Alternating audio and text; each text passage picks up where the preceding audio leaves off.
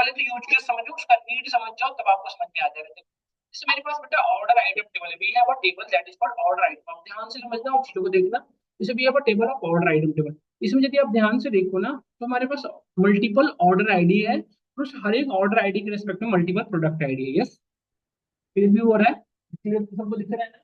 Multiple order ID के respect में multiple product ID. Thing is that कि मुझे ये फाइंड करना है कि how many total number of unique product ID.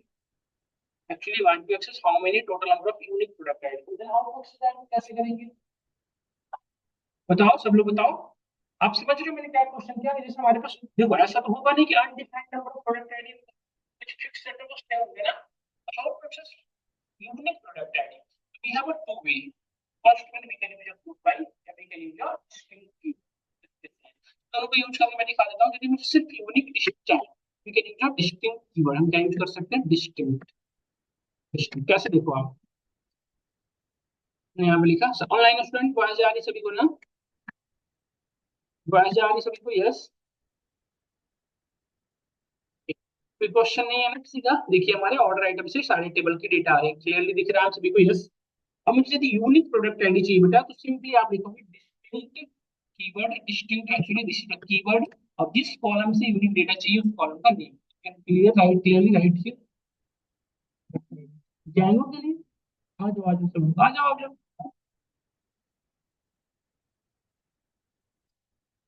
सभी को सीट तक दिया है। मैं बुला देता हूँ आप। शेयर है ना, बुलाना पड़ेगा यहाँ पे ऐसे से पहले।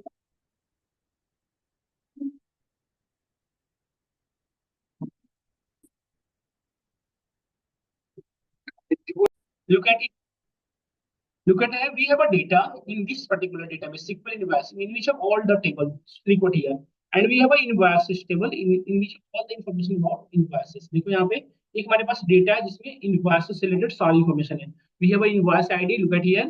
We have of this invoice है, we have a number, client ID। Actually है ना, किसी बैंक की डेटा है।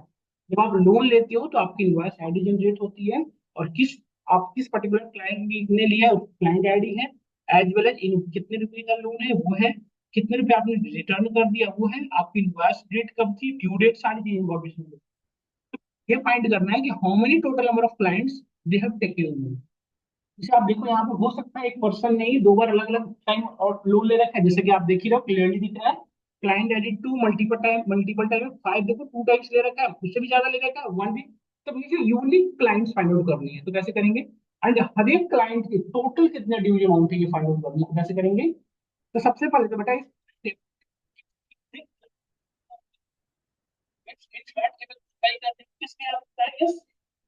क्लाइंट आईडी के भी यहाँ पे इसकी क्यूरी कैसे लिखते हैं? सबसे पहले इसकी डेटा में सिलेक्ट होगा परफेक्ट, यहाँ पे क्यूरी लिखा है। ध्यान से देखना सब लोग। आई एम सिंपली राइटिंग भाई। यूनिक फाइंड आउट करता है हर एक में से यूनिक, और डेटा समरी जनरेट करने में हेल्प करता है। डिस्टिंक्ट से सिर्फ यूनिक होगा, बट और बाकी इंफॉर्मेशन नहीं हो पाएगा। तो डिस्टिंक्ट सिर्फ क्या करता है, बेसिकली यूनिकनेस फाइंड आउट कर लेगा, बट बाकी इंफॉर्मेशन मिसिंग रहेगी। तो टेबल, इनवॉइस टेबल, देन अब इनवॉइस ग्रुप बाय किस भी यहाँ पे करनी है हमें बताइए सब लोग। Group by which particular client ID को भी यहाँ पे, तो यहाँ पे देखें सब लोग, क्लाइंट आईडी यूनिक क्लाइंट हम की हमारी सारी information. How many total number of client we have? 5, only 4, 1 2 3 5। Yes. अब इनकी बेटा हमें क्या फाइंड आउट करनी बताइए? टोटल ड्यूज अमाउंट, कि इनके पास कितनी ड्यूज अमाउंट रह रही है। तो invoice total minus payment total करना पड़ेगा, तभी ना हर एक के रिस्पेक्ट में टोटल अमाउंट मिलेगा। जैसे सपोज करो, यहाँ पे ध्यान से देखना, जैसे क्लाइंट आईडी 1 3 और 5, तो 1 ने 3 टाइम लोन ले रखा था। सपोज करो एक बार उसने रुपीज का लिया था, सेकंड टाइम 6 और थर्ड टाइम 8 रुपीज की। उसमें से इसने पेमेंट 2 रुपीज किया, इसमें 1 रुपया, इसमें 0 रुपया। इसलिए टोटल कितने पेमेंट, इसके लिए क्या करना पड़ेगा? पहले इन दोनों को माइनस करना पड़ेगा, ये सोल्व, और इन सबों को ऐड करेंगे तभी ना आपको टोटल अमाउंट पता चलेगा। तो हमें क्या करना पड़ेगा? Payment invoice total minus payment total, और जो वैल्यू आ रही है उन सबों का क्या करना पड़ेगा, तभी पता चलेगा। ये सोल्व क्लियर हो रहा है? तो भी क्लियर नहीं हो रहा होगा ये बता देंगे आप जस्ट मुझे, ताकि मैं उनको शेयर में समझा पाऊँ। देखो बेटा, अब क्लाइंट आईडी के बाद हम सम यूज कर रहे हैं, सम ऑफ किसका? Invoice total minus payment total. देखो एच ड्यू अमाउंट, यस,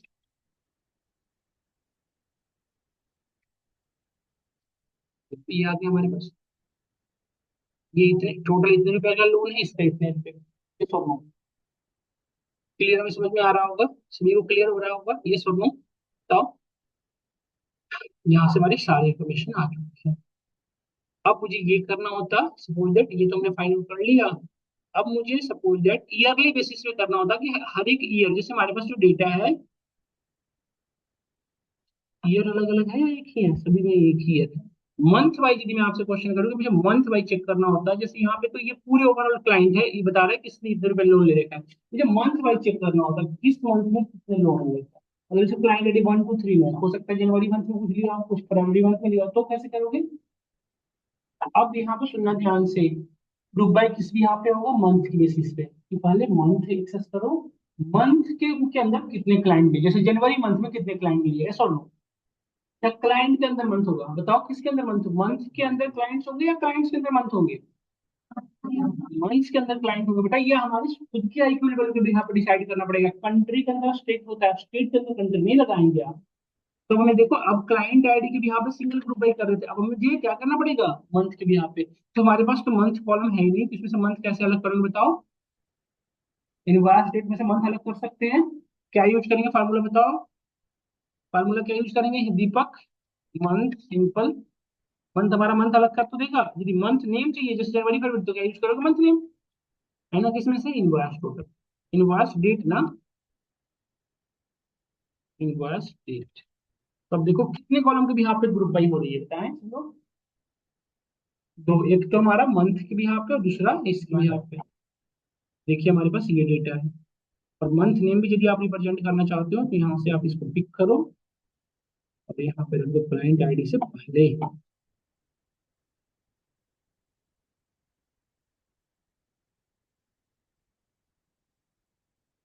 देखो ये मार्च का हो गया, सभी का अलग अलग दिख रहा है, ये सब बताएं सब लोग,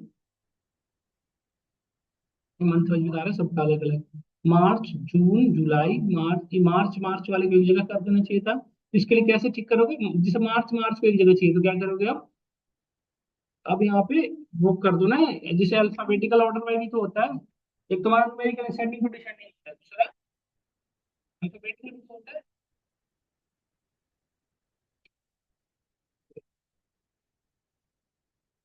ठीक है? जी जी वाले सारे मतलब अल्फाबेटिकल ऑर्डर किया है, जनवरी इसको पूरे, जनवरी में 2 यूजर है 1 और 3, देखिए जिन्होंने लोन रखा है, जुलाई में ये 3 है, जून में देखो सभी के अकॉर्डिंग बता रहे हैं सब, क्या में क्लियर हो रहा है सभी चीजें, डन। अब बेटा यहाँ पे ध्यान से देखना, मैंने इस क्लाइंट आईडी को यहाँ से हटाता हूँ, सिर्फ मंथ मंथ में रखता हूँ, ठीक है, करता हूँ। अब यहाँ पे ध्यान से देखें,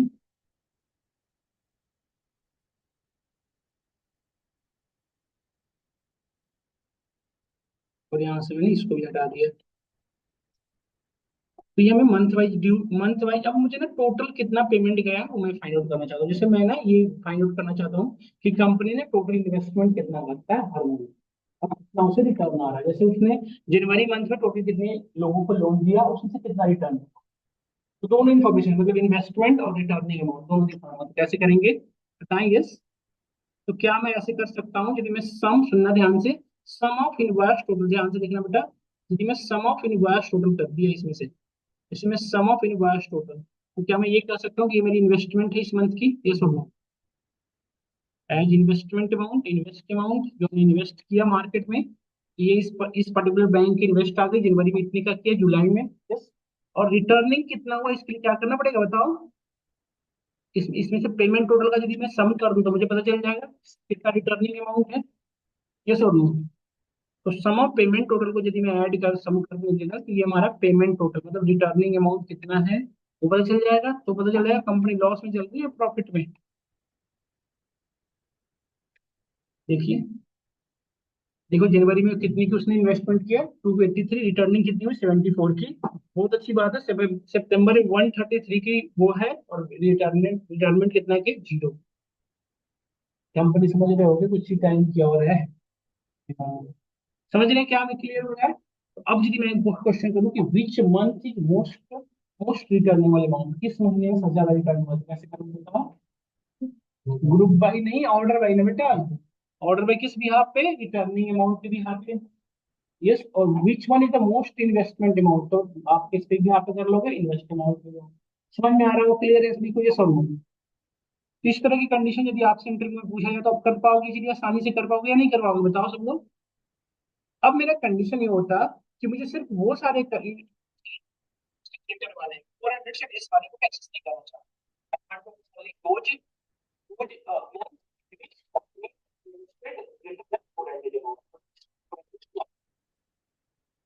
कैसे बताओ? अब मुझे कंडीशन लगाना पड़ेगा, और कंडीशन के भी यहाँ पे डेटा फिल्टर करनी है। इसके लिए हम क्या यूज किया करते थे? Where clause. दीपक यस और नो? फेयर क्लॉज के थ्रू डेटा फिल्टर होती थी।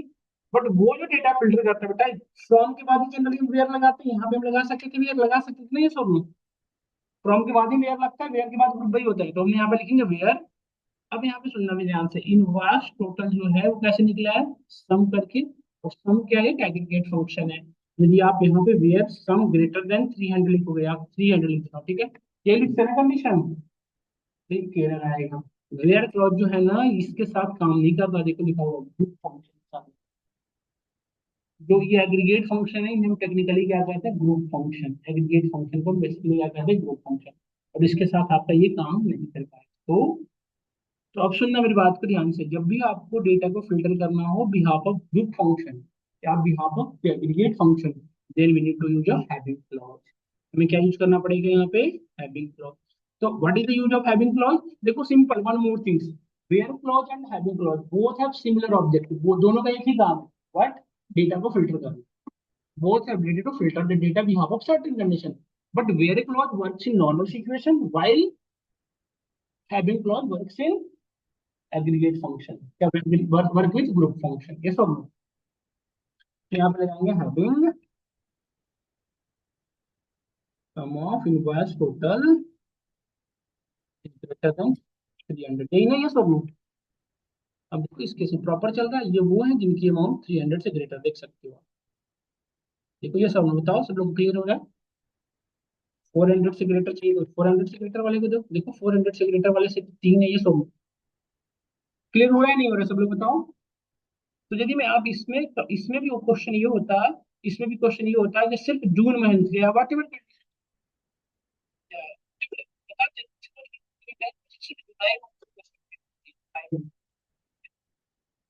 क्या जुलाई मंथ के लिए कोई भी एग्रीगेट लगाने की नीड है? क्या मैं कहूँगी सिर्फ सब कुछ, that's just a scenario, just a question, सिर्फ मैं आपसे क्वेश्चन हूँ कि वो सारे ही चाहिए था।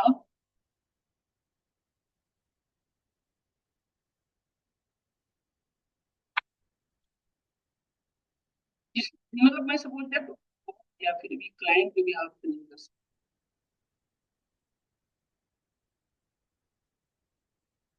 इन नॉर्मल कंडीशन जैसे मैं ये कहना चाहता हूँ, जैसे देखो इस सारी चीजों को मैं हम्म,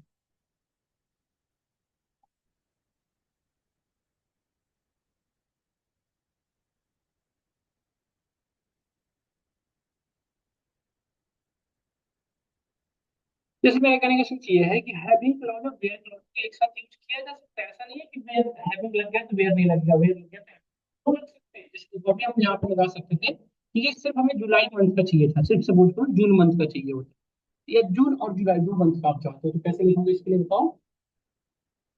वेयर, वेयर मंथ नेम, तो यहाँ पे क्या लिखना पड़ेगा? वेयर। ये फार्मूला जो मैंने लगाया था मंथ नेम कैलकुलेट करने के लिए, इसके लिए मंथ नेम क्या है? जस्ट मंथ में क्या चाहिए बताओ? जून एंड जुलाई, यही चाहिए था ना, तो हम कैसे लिख सकते थे? जून कॉमा जुलाई। ये पढ़े होंगे सब लोग, तीन ऑपरेटर, इसमें कोई डाउट नहीं होगा। देखो हमने ये दोनों यूज किए, तो देखो जून और जुलाई के लिए, ये सब। तो ऐसा माइंडसेट ना करें कि सिर्फ आप वेयर कर। कुछ लोग हैं जो कहते हैं ग्रुप बाई के साथ हैविंग नहीं लगेगा, सॉरी हैविंग क्लॉज ही लगता है।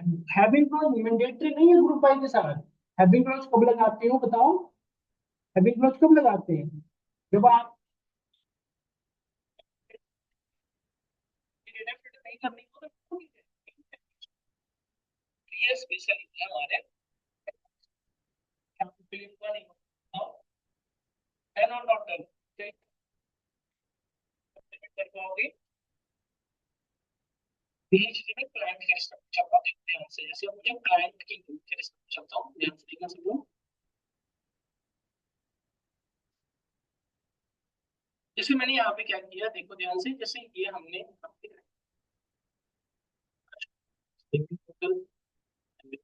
रिमेनिंग अमाउंट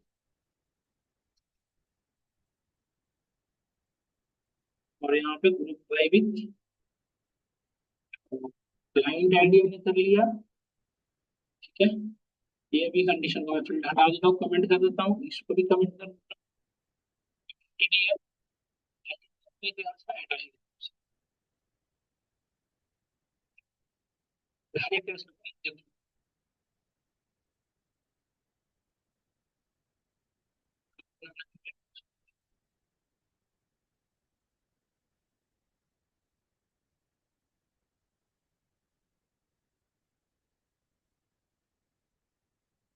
चाहिए नहीं चाहिए, क्लाइंट आईडी का भी यहाँ पे चाहिए था ना, मैं तो यहाँ पे क्लाइंट आईडी करना पड़ेगा ना, यस और नो? ये आ गया, देखो हमारे पास ये क्लाइंट्स है, इसने इतने रुपए का लोन ले रखा है, इतने रुपए उनके रिटर्न कर रखा है। ये हमारे पास क्लियर पता चल गया। अब मुझे क्लाइंट्स की नेम चाहिए ताकि रिकवरी तो करूँ, भाई साहब को फोन आएगा, याद है या नहीं, करना नहीं करना है, तो इसके लिए क्या करना पड़ेगा, क्लाइंट इन्फॉर्मेशन चाहिए। जैसे अब आपको बीपीओ वाले को देना है, अपने प्रोजेक्ट को किसी बीपीओ को, तो अपन किसको कॉल करेंगे जब उसके पास यहाँ पर सिर्फ क्लाइंट की आईडी और अकाउंट है। क्लाइंट की इन्फॉर्मेशन क्या है बताओ, क्लाइंट की इन्फॉर्मेशन क्या है, अदर टेबल में, दैट मींस क्लाइंट टेबल में। और इस टेबल से इस टेबल में डेटा चाहिए, तो दो टेबल से डेटा एंट्री के लाने के लिए क्या करना पड़ता है, बताओ। अरे जो क्लाइंट ने लोन ले रखा तो उसी के वो आएगा ना, तो क्या यूज करना पड़ेगा जो दोनों में कॉमन है, जो दोनों में कॉमन है कैसे यूज कर सकते हैं बताओ, can you which one, inner join. तो इनर ज्वाइन कैसे लगाएंगे बताओ, अब ज्वाइन कहाँ लगाएंगे, फ्रॉम के जस्ट बाद, तो from join with which one, client table. तो इन दोनों का एलियास क्रिएट कर लो, इसका आई इसका सी, किस भी आप ज्वाइन कर रहा है यूजिंग क्लाइंट आईडी। अब हम यहाँ से client ID as well as name as client name access कर सकते हैं। क्लाइंट का name first name last name तो नहीं है, देखो नेम है, ठीक है। उसका फोन नंबर वगैरह भी ला सकते हो, फोन नंबर एड्रेस सभी चीजें एक्सेस कर सकते हो बाबा, देखो।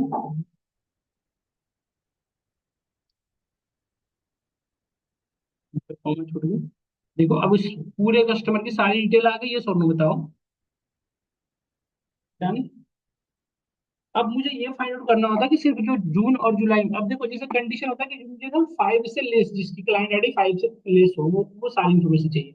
अब यहाँ पे क्या कर सकते हो, क्लाइंट वेयर 5 ये और नो, या फिर एक कंडीशन और लगा देते हैं, जैसे क्लाइंट्स में ना क्लाइंट का बर्थडे गिवन है, नहीं है, नहीं है, तो बहुत अच्छा क्वेश्चन बन सकता है।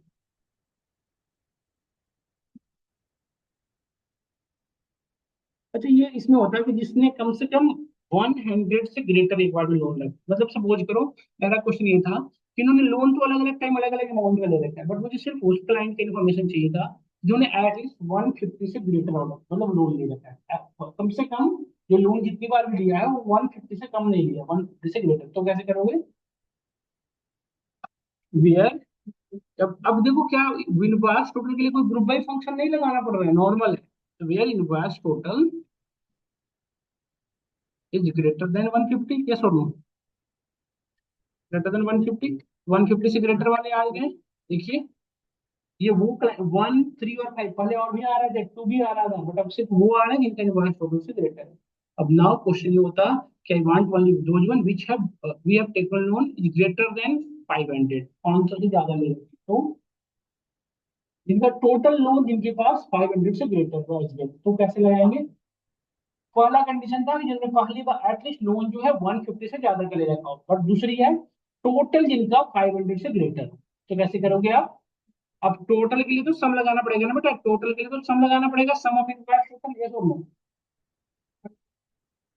अब क्या करना पड़ेगा, तो यहाँ पे कंडीशन अब क्या है, ग्रुप बाय के साथ क्या लगेगा, हैप्पी, कि नॉर्मल करेंगे, यहाँ पे आएंगे हैविंग विच वन, या कितना लोन अमाउंट ये लगा सकते हैं, इसमें क्या आएगा जो डी अमाउंट बच रहा है इसका 500 से ग्रेटर है, ये सब। देखो ये दो क्लाइंट ऐसे हैं जिनकी 500 से ग्रेटर है, एज वेल एज इनकी रिवर्स टू 150 से ग्रेटर। देख रहे हो वेयर लग रहा है, ग्रुप बाय लग रहा है, हैविंग लग रहा है, ज्वाइन लग रहा है। अब सॉर्टिंग करना होता है रिटर्निंग अमाउंट के भी हाथ, वैसे तो सॉर्टेड है बट स्टिल सॉर्ट करना होता है, कहाँ लगाते हैं ऑर्डर बाय, यहाँ लगाते हैं, ये सुनो ऑर्डर में जिस कॉलम को भी यहाँ पे भी लगाना, जिससे मैं सपोज पेमेंट टोटल भी यहाँ पे लगाना होगा तो पेमेंट टोटल भी यहाँ पे लगा दिए यहाँ पे हम। इसको थोड़ा सा कम करते हैं, देखो 300 कर लेता हूँ तो थोड़ा अधिक बड़ा आएगा नहीं।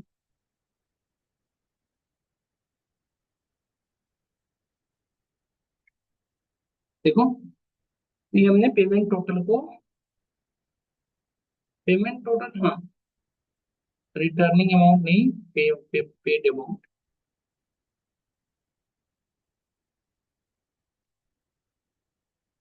देखो ये पेड अमाउंट आ गए हमारे, ये हमारे, तो इसको कैसे किया इसने किस ऑर्डर में, ये सेंडिंग में, डिसेंडिंग में करने के लिए गाइड करेंगे, ये डिसेंडिंग। और यदि विच वन वो है मोस्टली पेड अमाउंट, कौन सा पर्सन जो सबसे ज्यादा लोन को वापस करते हैं, क्या करोगे लिमिट वन, लिमिट वन। देखो ये कहा, अब यहाँ पे नोटिस करिए मैंने सब कुछ लगा दिया, select from join where by having सब लग गए, ठीक है ना क्यूरी, ये क्यूरी राइटिंग करने का विथ है, सीक्वल क्यूरी किसी और में लिखते हैं। मतलब मैं यहाँ पे ये समझाना चाह रहा हूँ जैसे आपके माइंडसेट देख वेयर के बाद ज्वाइन ही लगता है ऐसा कुछ नहीं होता, सभी लगते हैं, देख रहे हो वो डिपेंडेंसी करता है आपके। अब भी प्रॉब्लम, देखो अब एक चीज और है, जैसे देखो बेटा ध्यान से, अब मैं इस कंडीशन सारी कंडीशन को मैं फिल्टर कर रहा हूँ, देखो ये जो कंडीशन लगा रखा हूँ ना यहाँ पे, मैं कर रहा हूँ filter, इसको भी कर दे रहा हूँ filter। मेरे पास एक डेटा आ रही है, अब देखिए यहाँ पे हमारे पास एक डेटा आ रही है विदाउट इंटरनेट, ये डेटा आ रही है। अब मैं इसमें रैंक प्रोवाइड करना होता है, सपोज दैट मैं सपोज, मेरी बात को सुनना, जैसे बेटा इनकी रिटर्निंग अमाउंट या रिमेनिंग अमाउंट जिनकी है जितनी भी है, उस रिमेनिंग अमाउंट का डिफरेंस के फॉर्म लेते हुए हर एक में रैंक प्रोवाइड करना होता है इंडिविजुअल, 1 2 3 4 5। या फिर सपोज दैट इनको, या फिर यहाँ पे मैं एक स्पेसिफिक यूनिक नंबर, जैसे यहाँ पे देखो 1 3 5 2 कोई इंडेक्स नंबर तो बन ही नहीं रहा, यदि मैं आपको वर्बली कहूँ कि हमें एक सीरियल नंबर बना देना, समझ जस्ट कुछ नहीं, तो यहाँ पे एक सीरियल नंबर तो बाई डिफॉल्ट बन ही नहीं रहा, सीरियल नंबर बनाना हो। सेकंड थिंग हमें हर एक पर्टिकुलर पर्सन को इंडिविजुअली रैंक प्रोवाइड करना होगा, this is the first one, this is the second one, this is the third one, इस तरह से। या सपोज इनकी ऑर्डरिंग करने के बाद, जैसे सपोज अगर ऑर्डर यदि मैं करूँ मिनिमम अमाउंट का, तो सबसे छोटी वाली सबसे बड़ी वाली सबसे टॉप पे जाएगी असेंडिंग में करने में, ये सब तो फिर उसके अकॉर्डिंग भी 1 2 3 हो सकता है। तो इस तरह की चीजें करने के लिए जब आपको यूनिक इंडिविजुअल सबको रैंकिंग देना हो और रिकॉर्ड रोल नंबर क्रिएट करना हो, हर एक वैल्यू यहाँ पर देने के लिए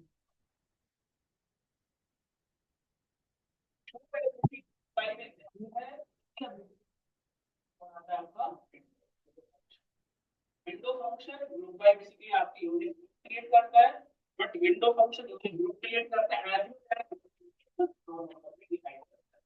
ठीक है। हम जो फर्दर क्लासेस है उसमें क्या पढ़ेंगे, जब आपसे विंडो ग्रुप बाय क्लियर हुआ इसको ट्रस्ट आपको इंटरव्यू के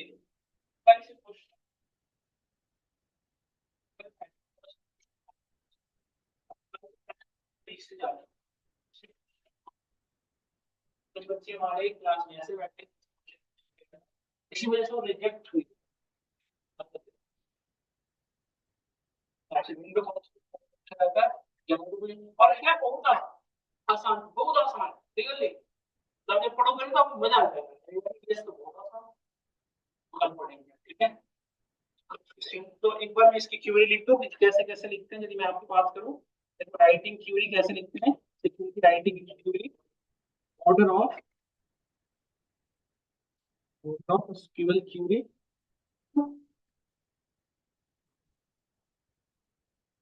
order of SQL exclusion of order, ordering लिख रहा हूं कैसे लिखते हो। सबसे पहले क्या लिखना पड़ता है बेटा बताओ, सेलेक्ट, सबसे पहले सेलेक्ट, सेलेक्ट के बाद क्या लिखना है फ्रॉम, सिलेक्ट के फ्रॉम से पहले कॉलम का जो भी काम है, फ्रॉम के बाद, फ्रॉम के बाद ज्वाइन, कितने तरह के ज्वाइन है लगाइए, ज्वाइन के बाद वेयर क्लॉज, वेयर के बाद जो भी कंडीशन दे दीजिए, वेयर के बाद ग्रुप बाय, यदि लगानी हो तो लगाएं ग्रुप बाय। ग्रुप बाय के बाद हैविंग, हैविंग के बाद ऑर्डर बाय, ऑर्डर बाय के बाद लिमिट।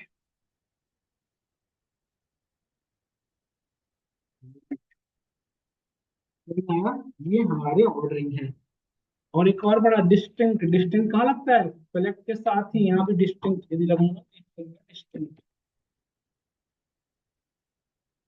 क्या हमें यहाँ तक सभी को क्लियर है या कोई क्वेश्चन बताइए इसकी ऑर्डर में? इसकी ऑर्डर तो कल आप एक बार पढ़े थे।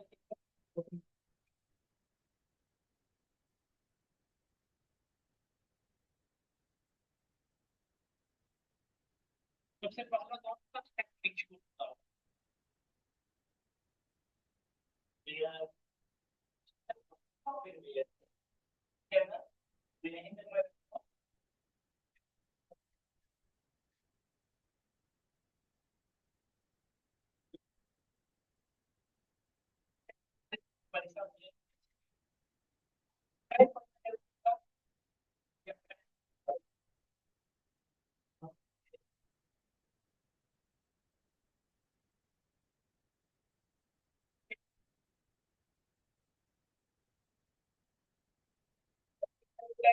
We initiated a community, like,